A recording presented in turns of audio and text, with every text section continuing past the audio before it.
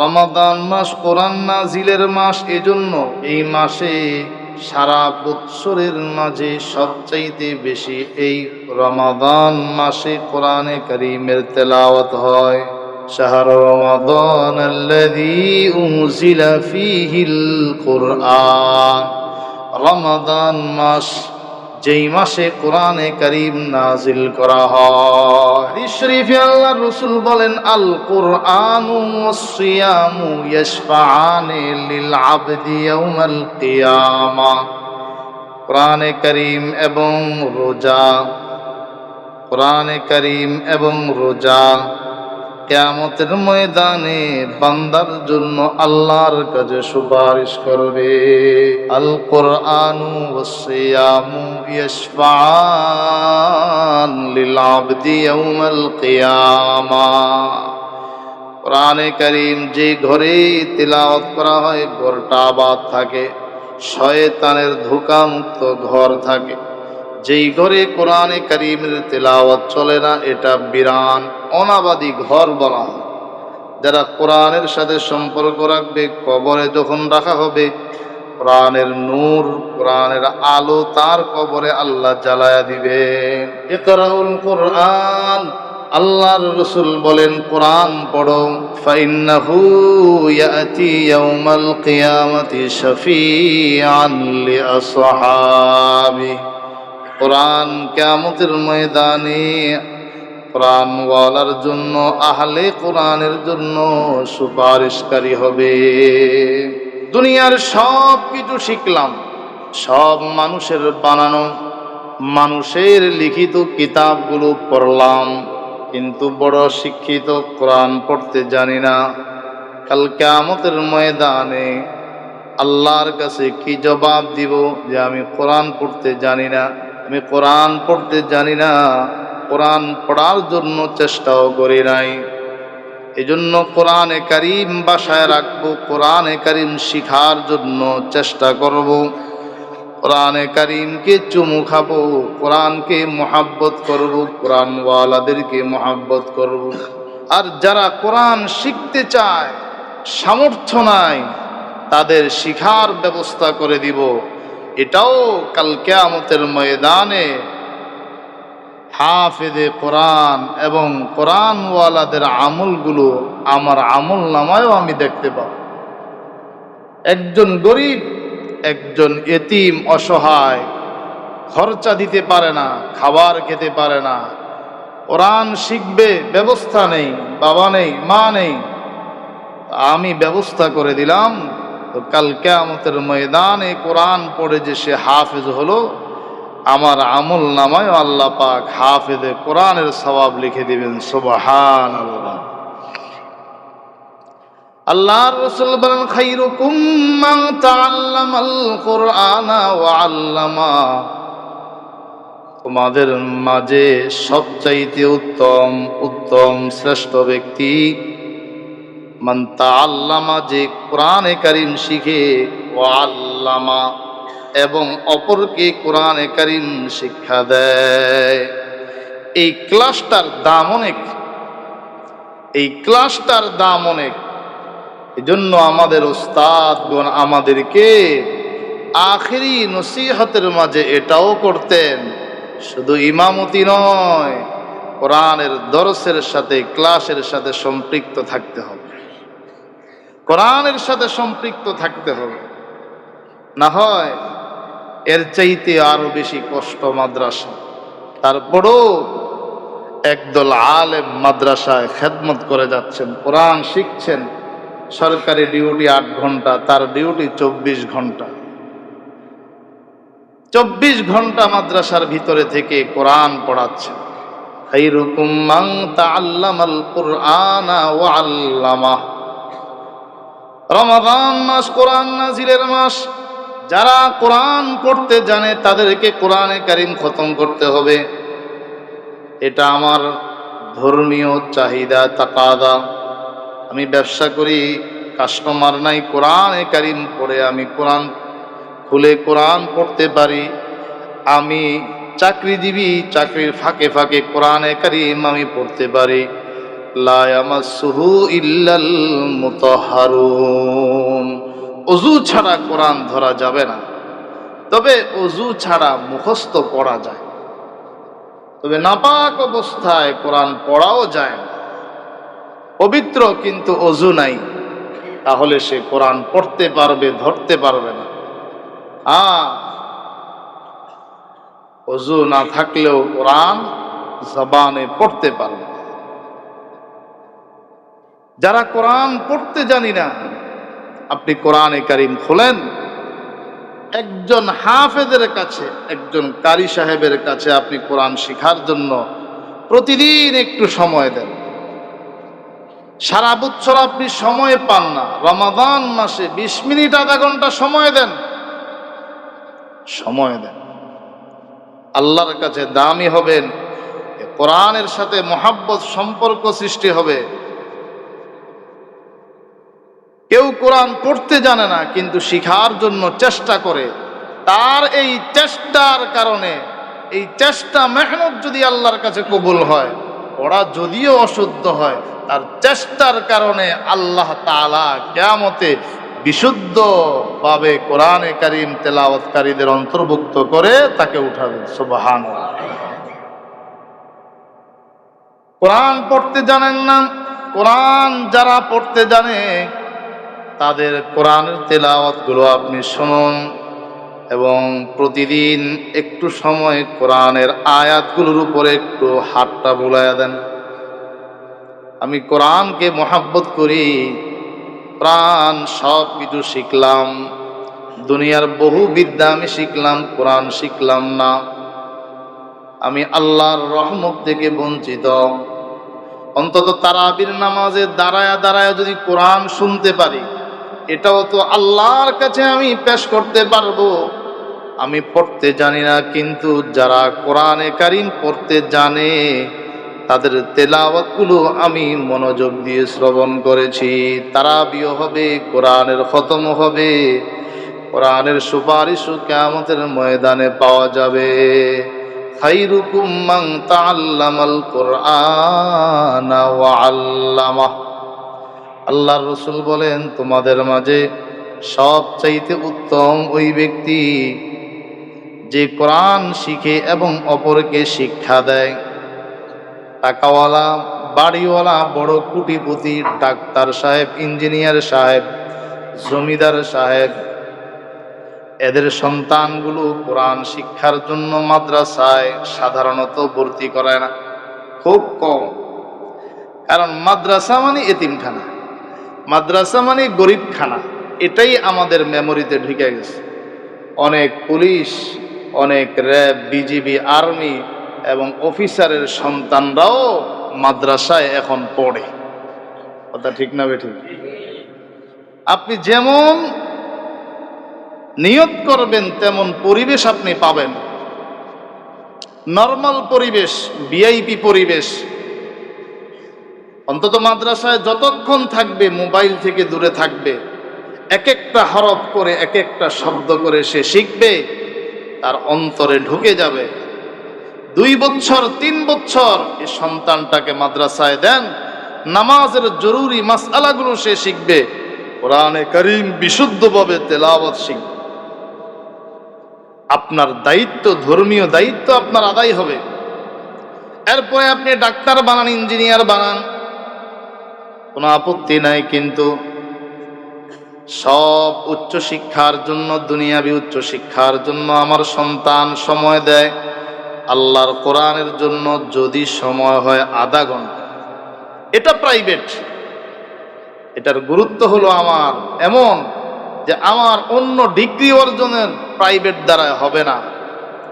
স্কুলে ভর্তি হওয়া লাগবে, সময় দেওয়া লাগবে, মেহনত করা লাগবে। আর কোরআন এই শিক্ষাটাকে রাখলাম প্রাইভেট,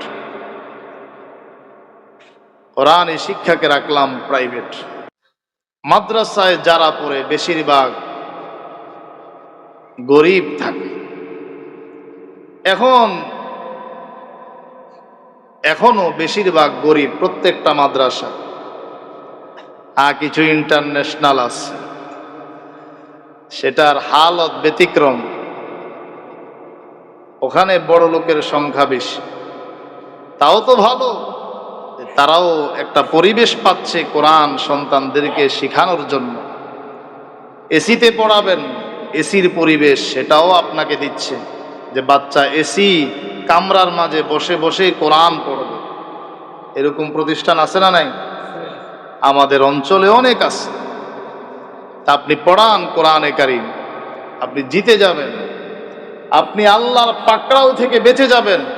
বাবা হিসাবে সন্তানের দায়িত্ব কর্তব্য আছে তাকে ধর্মীয় শিক্ষা দেওয়া, তাকে কোরআন শিক্ষা দেওয়া।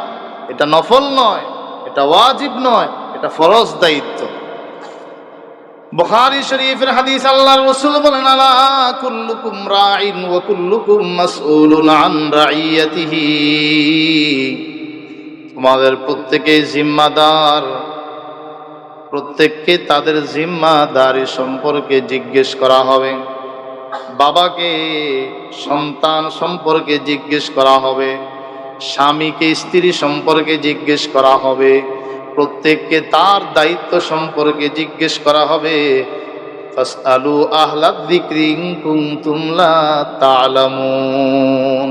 ধর্মীয় কোনো বিষয় যদি তুমি না জানো সেটা জিজ্ঞেস করো, শিখে নাও। কোরআনে কারীম এমন একটা কিতাব, অযোগ্যকে যোগ্য বানায় দেয়, অন্ধকারকে আলোকিত করে দেয়। আল্লাহ বলেন, কিতাবুন আনজালনাহু ইলাইকা লিতুখরিজান নাসা মিনায-যুলুমাতি ইলান নূর। কোরআনে কারীম এমন একটা কিতাব, এই কিতাব মানুষকে অন্ধকার থেকে আলোর দিকে নিয়ে আসে।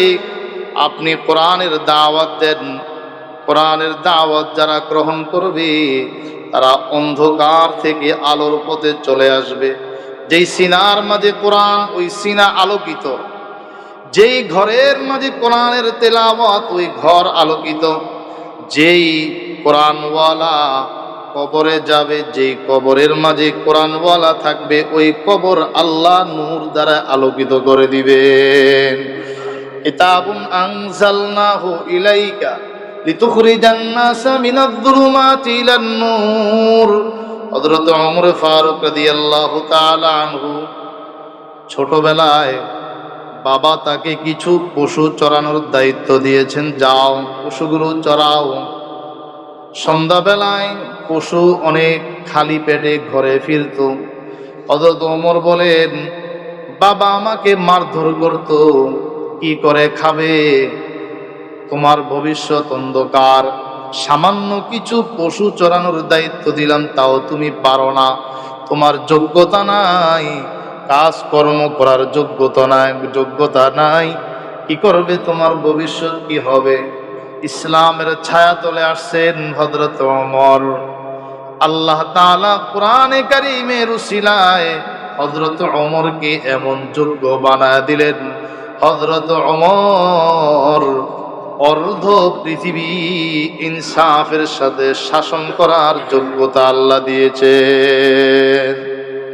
হযরত ওমর ज़माना वे मुअज़्ज़ज़ थे हामिल कुरआन होकर, और तुम खार हो रहे तारिके कुरआन होकर। যে জামানার মানুষগুলো কোরআনে কারীমকে আঁকড়ে ধরেছে, আল্লাহ তাদেরকে ইজ্জত দান করেছেন, সম্মান দান করেছেন। মুসলমান যখন কোরআন ছেড়ে দিয়েছে, জায়গায় জায়গায় অপদস্থ, অপমানিত, লাঞ্ছিত। ঠিক না বে ঠিক? কোরআনে কারীম ছেড়ে দেওয়ার কারণ আমাদের এই দেশের নির্বাচনী যে বিভিন্ন দেশের পথা, এটা কিন্তু কোরআন সুন্নাহ অনুযায়ী না। কোরআনের শরীয়তের বিধান হলো শূরা, প্রধানমন্ত্রী কে হবে, শূরা নিযুক্ত করো, অথবা পূর্বের খলিফা নিযুক্ত করে দিবে। আল্লাহ রাসূলের ইন্তেকালের পরে পরবর্তী খলিফা কে হবে, সরকার কে হবে, সাহাবায়ে কেরাম পরামর্শ করে নির্ধারণ করলেন হযরত আবু বকর। তাহলে নবীজি নির্ধারণ করে যান নাই পরবর্তী সরকার খলিফা কে হবে। সাহাবায়ে কেরাম পরামর্শ করে ঐক্যমতে বসলেন হযরতে আবু বকর। সবাই তার হাতে বায়াত গ্রহণ করলেন। ভোট দেওয়ার জন্য, ভোট পাওয়ার জন্য 2 পয়সা খরচ করেন নাই। আবু বকর জীবদ্দশায় হযরত ওমরকে খলিফা নিযুক্ত করলেন। এটা 2 নাম্বার তরিকা। পূর্বের খলিফা, দ্বিতীয় খলিফা জীবদ্দশায় নিযুক্ত করে যেতে পারেন। পরবর্তী রাষ্ট্রপ্রধান কে হবেন? 3 নাম্বার তরিকা, হযরত ওমর ইন্তেকালের পূর্বে 6 জনের একটা সূরা বানাইছেন। দেশের বিশেষজ্ঞ যারা, এদের 6 জনের একটা সূরা, আমার পরে খলিফা কে হবে, রাষ্ট্রপ্রধান কে হবে, এই 6 বিশেষজ্ঞ ফয়সালা দিবে। সেটাই করা হয়েছে। দায়িত্ব এমন একটা জিনিস, এটা চেয়ে নেওয়ার মাঝে কোনো শান্তি নাই, রহমত নাই।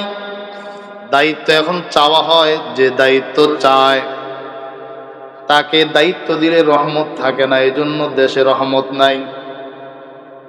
কারণ ভোট চেয়ে নেয়, দায়িত্ব চেয়ে নেয়, কোটি কোটি টাকা খরচ করে নির্বাচনের পরে নেতা আউট। আগে আমার যে ঋণ নিলাম, ব্যাংক থেকে লোন নিলাম, অমুকের কাছ থেকে কর্জা নিলাম, আগে এগুলো পরিশোধ, তারপরে জনগণের চিন্তা। নির্বাচন তো শেষ হয়ে গেল। কয়জন নেতা আছে এখন এলাকায় ঘুরে আর আসে? সানার পরে আসছে কয়জন? আর নির্বাচনের আগে দৌড়াদৌড়ির শেষ নাই। শান্তি গণতন্ত্রের দ্বারায় আসবে না। এরপরও ভোট দিলেন এক জায়গায়, চলে যায় আরেক জায়গায়। কথা ঠিক না বেঠিক? জনগণ চাইতেছে একজনকে নির্বাচন করবে, কিন্তু হেড অফিস চায় ভিন্ন জন। এই কথা ঠিক না? এই শরীয়ত বাদ দিয়ে আপনি যে পথে হাঁটবেন, ওটাই অন্ধকার, ওটাই অন্ধকার, শান্তি আসবে না। এখনকার হালত হলো, ইয়া আইয়ুহাল্লাযীনা আমানু কু আনফুসাকুম ওয়া আহলিকুম নারা, হে ঈমানদার বান্দা বান্দীরা, তোমরা নিজেদেরকে বাঁচাও জাহান্নামের আগুন থেকে, তোমাদের পরিবার পরিজনকে নিজে জাহান্নামের আগুন থেকে বাঁচাও। ওই ফিকির করো, ওই ধান্দা করো। কে তোমার উপকার করবে? বিদ্যুতের লাইন লাগবে, সেখানেও ঘুষ। গ্যাসের লাইন লাগবে, সেখানেও ঘুষ। সরকারি কোনো পোস্টে যাবে, সেখানেও ঘুষ। যে কোনো চাকরিতে যাবে, ঘুষ ছাড়া কোনো রাস্তা নাই। কথা ঠিক না বেঠিক? কোরআনে কারীম বড় আজব বরকতি জিনিস। যে তাকাইবে আল্লাহ তাকে সওয়াব দিবেন, যে ধরবে সেও সম্মানিত হবে, যে পড়বে সেও দামি হবে, যে আমল করবে সে আরো বড় দামি হবে। আর যদি আপনি কোরআনে কারীম মুখস্থ করতে পারেন, আল্লাহর রাসূল বলেন, ইউকালু লিসাহিবিল কোরআন, কোরআনওয়ালাকে বলা হবে, ইকরা ওয়ারতাকি ওয়ারাতিল কামা কুনতা তুরাতিলু ফিদ দুনিয়া ফাইন্না মানজিলাতাকা ইনদা আখিরি আয়াতিন তাকরাউহা। এক একটা আয়াত পড়ো, এক এক তলা উপরে ওঠো। তোমার পড়া যেখানে শেষ হবে, সেখানেই তোমার বাসস্থান হবে। 6000 তলার উপরে আপনাকে বাসস্থান দেওয়া হবে। এমন বিল্ডিং দুনিয়াতে আবিষ্কার হয় নাই, আর কিয়ামতের আগে হবেও। এই কোরআনে কারীম, আপনি ডাক্তার হলেন, আপনার দ্বারা জাতির অনেক উপকার হচ্ছে। আপনি ইঞ্জিনিয়ার হলেন, আপনার দ্বারা জাতির উপকার হচ্ছে অনেক। হ্যাঁ, এটা যদি ইখলাসের সাথে সেবা হয়, দুনিয়াও মিলবে, আখিরাতও মিলবে। কিন্তু আপনি পাশাপাশি যদি কোরআনটা মুখস্থ করতে পারেন, তাহলে আপনার দুনিয়াও চাঙ্গা, আখিরাতও চাঙ্গা।